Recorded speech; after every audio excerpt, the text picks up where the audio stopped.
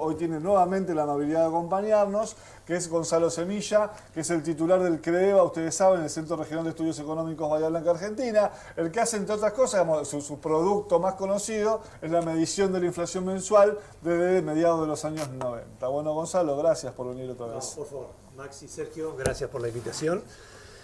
Había que tener espíritu para venir a charlar acá con ustedes. Claro. No es nada sencillo. Es muy complejo. A ver, ¿cuáles son las consecuencias inmediatas de este paquete, de estos títulos que dio ayer Luis Caputo? La repercusión inmediata. A ver, 10 medidas son las que dio del sector fiscal, monetario y cambiario, pero la medida más inmediata que yo presto mucha atención es el dólar de 350, 360, 400 en los bancos, a 800 es 100% de evaluación. Si vos lo haces a 365, que era el tipo de cambio oficial, no bancario, sino del Banco Central, es 118% de variación del tipo de cambio. Eso es una foto. Hace unos meses atrás, en agosto, pasó lo mismo con una variación de tipo de cambio del 22%. Después de las PASO. Después de las PASO. Y se calcó automáticamente a precios. Ese 22% fue trasladado automáticamente en precios y a tiempo récord, porque en los días siguientes se calcó. Ahora estamos en casi, digamos, en 118% de variación de tipo de cambio. Eso significa que de ayer a hoy nuestra moneda, el peso, perdió poder adquisitivo equivalente al 55%. Es decir, hoy nuestro peso vale 50% menos. Entonces, eso es una medida instantamente. Nuestro peso quiere decir tu salario. El salario. Mi salario, Si tu con salario. mi sueldo llenaba un changuito, ahora... Correctamente. Es decir, todo lo que uno hacía ahora le rinde 50% menos. Es bestial. Es decir, la variación tipo de cambio de 400 a 800 con los impuestos, etcétera, es muy grande. Repercute automáticamente en los bolsillos, porque eso va a ser trasladado a precio, a pesar de que desde el balotaje hasta ahora, en esta transición, los precios se acomodaron. Alguno es reacomodamiento, otro es actualización de precios relativos. Conclusión, nunca dejaron de actualizarse y reacomodarse.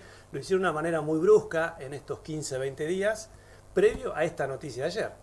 Con lo cual, ¿qué intuyo yo? Que esto va a impactar en los precios nuevamente. No sabemos si va a ser calcado. Digamos, hay listas de actualización de entre 60, 70, 80% de los precios. No nos olvidemos que en Argentina tenemos un sistema de oligopolios muy fuertes, es decir, hay 15, 20 empresas que detentan entre 70 y 80% de poder de mercado. Eso significa que los argentinos no tenemos mucha sustitución o el grado de libertad para sustituir productos, con lo cual cuando lo ajustan nos repercute en los bolsillos automáticamente. Eso sería para mí la primera vuelta. La segunda vuelta o el balotaje en precios es que aumentan los combustibles, que están atrasados, ya lo sabemos. Se dice que va a llegar a 800, están 400. Bueno, va a llegar a 800. Ya sería $1 el litro, más o menos. Lo que uno está leyendo en los medios va a pasar con combustible, con transporte, con medicamentos, los colegios, cuotas prepagas, que ya había una autorización de aumento. No va a ser inmediato, pero posiblemente el cimbronazo venga en febrero. Las tarifas, que lo estábamos recién hablando fuera de cámara, a partir del 1 de febrero, del 1 de enero, lo que es luz, agua, gas, etcétera. Es decir, es el balotaje. Digo, la segunda vuelta, porque la variación de tipo de cambio tan brusca nos va a repercutir en nuestros salarios, en los precios. Vamos a poder comprar mucho menos, nos vamos a tener que ajustar muchísimo. Los planes que teníamos posiblemente no los podamos concretar. Y después viene en aumento de los servicios y los combustibles que impactan en la industria, impactan en la logística, impactan en la producción. Entonces, eso es lo que se viene. Hasta ayer se hablaba de variación de la inflación en diciembre del 20-23%. Hoy, recién yo venía caminando para acá, un banco norteamericano habla del 60% de inflación en este mes, con estas medidas. Es muy fuerte. De nuevo, es muy fuerte. Los números de inflación esperable para diciembre, entonces, ¿cuáles son? 20-23% hasta ayer. Hoy, al menos un banco norteamericano, hay que esperar a ver qué es lo que pasa acá. Está hablando de un 60% en este mes. Es decir, está claro que va a haber un salto inflacionario muy fuerte que no va a ser acompañado por los ajustes salariales. A través de este paquete de medidas que es bien contractivo, fuertemente contractivo, caída del gasto público de manera interesante, obra pública desaparece, empleados, no sabemos cuántos son esos empleados públicos que tenían contratos de menor de un año, no sabemos cuál es la cantidad, tampoco sabemos cuál es la cantidad de funcionarios y de secretarías, que si bien hay una disminución en ministerios y en secretarías del 50%, no sabemos cantidad. ¿Qué ahorro representa? ¿Qué ahorro representa? Si hay que hacer las cosas más eficientes, hay que hacerlas más eficientes. A veces implica dejar gente afuera. Hablábamos recién fuera de cámara, la casta, esto lo está pagando todo el mundo, me parece, menos la casta, en representación y en porcentajes.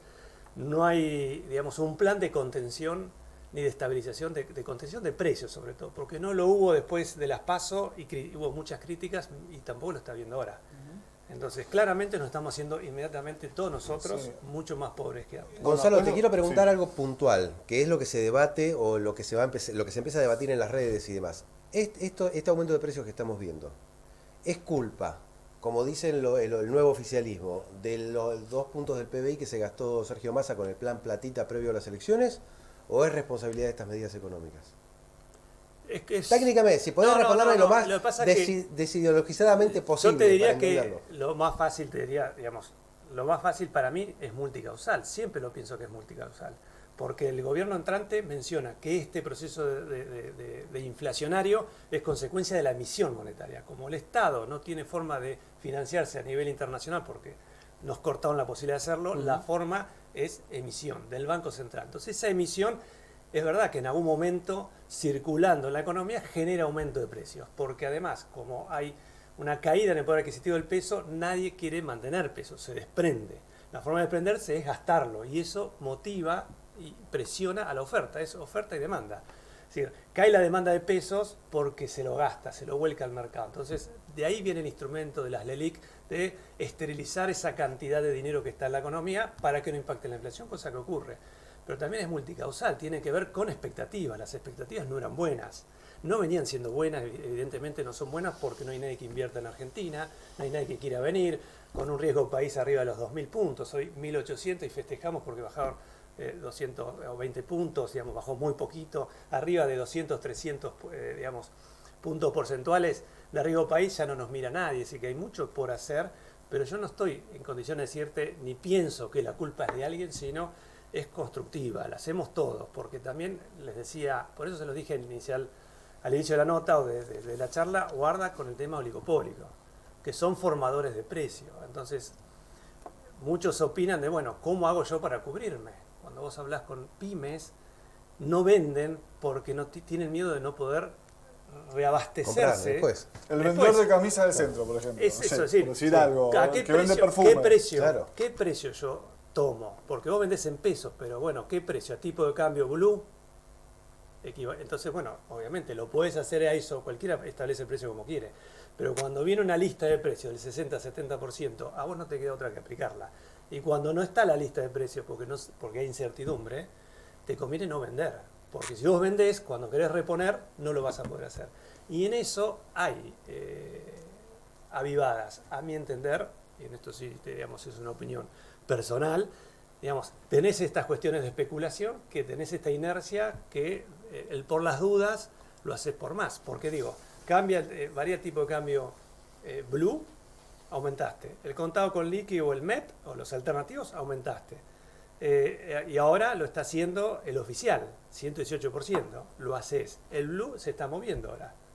Antes de venir estamos mirando 1100, 1150, 1200. 1200, si se está moviendo, la brecha acá cayó, evidentemente, y temporalmente, no sabemos si va a seguir o no, hoy es del 20, 30% o 60%, sería entre 800 y 1200 o un poquito más, era 150, es decir, todo empuja hacia arriba, los precios van a seguir, es decir, la responsabilidad es de todos, desde el gobierno, malas políticas, mala suerte. ¿Por qué digo mala suerte? Siempre la dosis de suerte, de buena suerte o mala suerte está. Tuvimos crisis internacionales, guerras internacionales, pandemia que todavía cuesta salir. Más de la mitad de los países a nivel internacional viven con déficits fiscales, no solo es el problema argentino, sino otros también.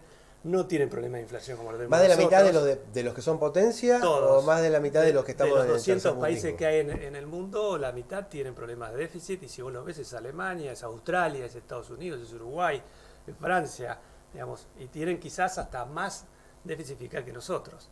¿Y cómo, No y tienen pará, otro problema. ¿Y, Y por ese qué, es el- ¿Y por qué no se dispara la inflación? Bueno, ese es el gran tema, porque creo que en esos países, me da la sensación, no hay un grado tan grande de especulación, y hay otra regulación respecto a la competencia. A ver, es verdad que muchos podrán decirme, la cuestión monopólica o oligopólica funciona en todo el mundo, no es solamente en Argentina. Hay concentración de capital y concentración de empresas, entonces la competencia deja de existir, y también podría, cuando uno tiene poder de mercado, tiene poder de fijación de precios.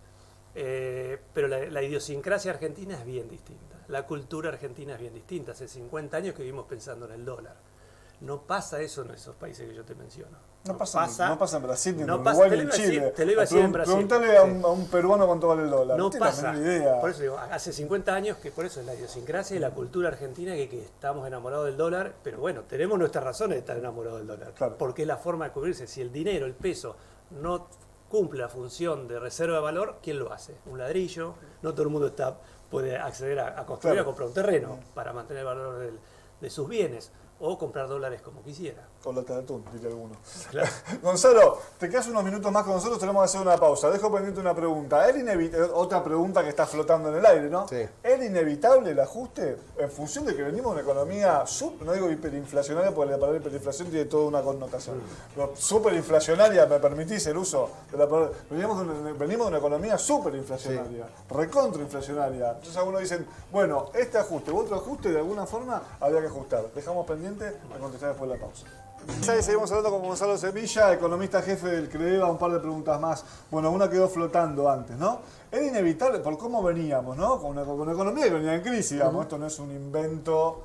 Ahora conocemos las medidas, vamos a medir su impacto en los próximos días, próximas semanas, próximos meses, ¿no? Las medidas del nuevo gobierno. Pero la economía venía en crisis, eso está fuera de discusión. Por algo pierde el gobierno como pierde. Entonces algunos te dicen, teniendo en cuenta eso, el ajuste era inevitable. ¿Este ajuste u otro ajuste? Pero algún tipo de ajuste había que hacer. ¿Es así? Sí, yo creo que el ajuste de alguna manera tenía que ocurrir. Había varias variables que estaban muy atrasadas, tipo de cambio es una de ellas, y servicios también. El tema ¿cuál es? Que era necesario, o haces un shock, que es lo que está ocurriendo, o algo gradual, que es lo que ya ocurrió en algunos momentos, y el argentino se anticipa cuando las cosas son Milei dice que graduales. el gradualismo no funcionó en ningún lugar del mundo. No estuvo funcionando. Tenemos tantas heridas en nuestra economía que es difícil poder cubrirlas a todas. Es decir, tapas un agujero y se te destapa otro. Es muy, muy difícil, que es lo que está ocurriendo hoy en Argentina y le está ocurriendo al equipo económico de Milei, le está ocurriendo eso. ¿Qué atacamos primero? Porque incluso aún atacando las LELIQs, tenés que atacar otras cosas. Bueno, no es sencillo. Y si había que hacer un ajuste, el tema es también ideológico, porque algunos dirán, con 40%, 43% de pobreza, ¿qué ajuste te queda por hacer? No nos olvidemos que hay variables que hay que ajustar, pero atrás de las variables, yo digo, la economía es una ciencia social. Es decir, analiza el comportamiento económico de los consumidores, del agente económico, de los empresarios. El tema es que el entramado productivo, industrial, la gran extensión territorial que tiene Argentina y las distintas especialidades que dentro de la Argentina, algunas son beneficiadas, otras no. Que haya un dólar importador a 860 ahora con 350, claramente estamos castigando al sector importador. De ahí donde también contribuye a lo que va a ser una recesión muy galopante que vamos a tener. Es decir, vamos a dejar de importar porque el tipo de cambio se fue muy alto para ellos. Para el sector exportador es un alivio, y se supone que va a haber liquidaciones de exportaciones y quizás 5.000 millones de dólares en breve, que le va a venir muy bien a la caja del Banco Central. Es decir, son medidas que nosotros le llamamos tiene un trade-off. Mejorás un sector y empeorás otro. Estas medidas mejoran en algún sentido tipo de cambio, nos hace más competitivo y transparenta algunos vínculos y precios relativos. Hablamos de bienes y servicios, están muy atrasados los servicios, pero todo eso termina impactando en el consumidor final. Más con 43% de pobreza, es difícil hacer una estimación de cuánto va a ser la pobreza en los próximos meses, pero claramente va a subir. Es decir, la clase media, que es muy fuerte en Argentina, que en algún momento fue media baja, media alta, va a ser de nuevo media tirando a baja. Está claro que esto nos va a impactar muy fuerte y tiene que ver con una cuestión, como te digo, ideológica. El anterior gobierno que se fue, ideológicamente no iba a ser un ajuste de este estilo tan fuerte. Había que sincerar algunas medidas, sí. ¿Cuánto? No lo sabemos. Después de las PASO, Massa dijo, bueno, el fondo nos dijo que si queríamos los 7.000 o los 4.000 millones de dólares teníamos que devaluar 100% y lo hicimos en un 22. Con lo cual no creo que hubieran hecho una de 118%. Es decir, esto realmente es un shock. A nivel bursátil, financiero, abrieron los mercados positivos, porque bueno, a mi entender es una economía argentina muy orientada a lo financiero. Atrás de eso tenemos economías regionales, lo charlamos fuera de cámara. Tenemos pymes, tenemos comercios. Todo ello se ve 15% cuando no existían. O sea, se le ponen de nuevo retenciones, mejor dicho. Retenciones, digo, si no pueden, el gobierno dice, bueno, no estamos en condiciones de bajar las retenciones. Mantenemos soja 30, al resto que no es de manufactura de origen agropecuario le subimos al 15, con lo cual es una medida perjudicial hacia el resto de la economía. Las economías ya venían mal, vos lo mencionaste, economías regionales, las pymes venían mal, la demanda viene picada, los últimos meses lo estamos viendo, y esto va a traccionar hacia abajo. Entonces, ¿era necesario? A correcciones sí, difícil, yo no estoy en equipo económico ni me dedico a analizar cuáles debían ser primera o segunda, pero digamos, desenmarañar esta cuestión no es sencillo. Gonzalo, ¿qué le recomendarías a la gente? ¿Qué podemos hacer desde nuestro lugar? ¿Bajar el consumo? Sí, digamos, yo creo que sin que yo les diga nada, ya lo está analizando y ya ustedes me lo mencionaron también a nivel personal y yo también. Y esto nos impacta a todos y claramente si teníamos alguna proyección de consumo futuro, se cae, porque nosotros tenemos que pensar en consumo presente, hoy. Obviamente lo que uno va a dejar de consumir son aquellos bienes que no son alimentarios. Las salidas, hay mucha gente que ya no lo está haciendo, pero la ropa, las salidas, ir a comer afuera, ir a ver un espectáculo, vacacionar, salvo aquellos que lo cerraron. O que tienen casa. Los que tienen casa, no importa que lo que suceda, van a disfrutar de sus vacaciones, pero el combustible también va a estar más caro. Es decir, por eso un freno de mano fuerte en consumos que tenías pensado hacer. Una cerveza, si haces un vino, digamos, le podías dar algún gustito más a tu vida, va a estar complejo. Porque ahora está impactando en todos esos bienes alimentarios. La carne, lo estábamos hablando fuera de cámara, ya aumentó abruptamente y ya la gente, va a venir fin de año bastante acotado. Bueno. Y esto va a ser más notorio con el correr de los días, ¿no? Sí, indudablemente. Nosotros, un dato concreto, la primera semana de diciembre, los precios de alta frecuencia que mide Capítulo Alimentos y Bebida, la primera semana de diciembre respecto a todo el mes de noviembre nos dio 14%. Es inédito desde que nosotros tomamos precio.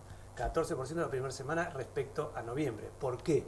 Porque hay un efecto arrastre muy fuerte de la volatilidad de precios y ajuste de precios de noviembre. En esta transición que yo les mencioné, que los precios nadie los controló, bueno, eso repercute en lo que es diciembre más lo que va a estar sucediendo a partir de ahora.